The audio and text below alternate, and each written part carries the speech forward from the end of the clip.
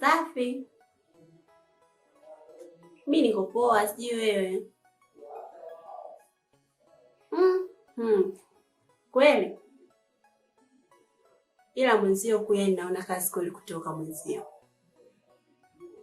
Nimelitoa mabodigadi yao ndugu yangu. Wewe acha tu.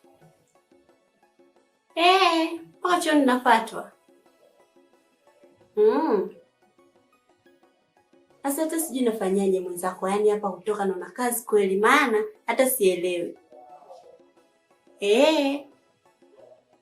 Sasa tufanye kitu kimoja. Subiri kwanza, nitakucheki muda fulani hivi. Akishatulia tu wakilala, nitakucheki.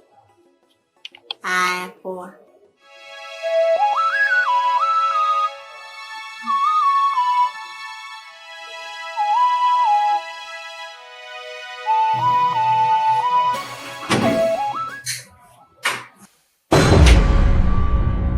Wewe, mbona ingia chumbani mwangu bila hodi? Ukuta nimevua nguo hapa au niko uchi? Kwa hiyo bosi wangu ndo amekwambia uingie chumbani mwangu bila hodi? Ukuta niko uchi huko? No. Madam, samani kidogo. Kuanzia saa hizi amruhusi kutoka. Kwa sababu ukiangalia saa hizi kwa muda huu ni kama saa 7 kabisa ya usiku. Kwa maagizo ya bosi saa hizi amruhusi kutoka. Yeah. Sawa, nimekuelewa. Toka chumbani kwangu. Okay, sawa. Toka chumbani kwangu. Siku mama. Asante.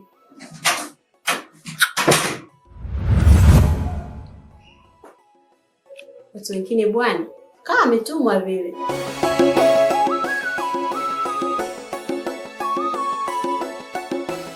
Yaani shoga yangu mimi huku kazi inaendelea kwa ngumu tu.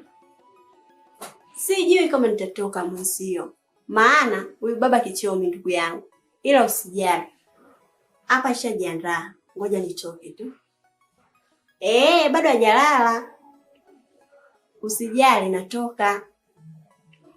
Aya, poa nikukute hapo sasa.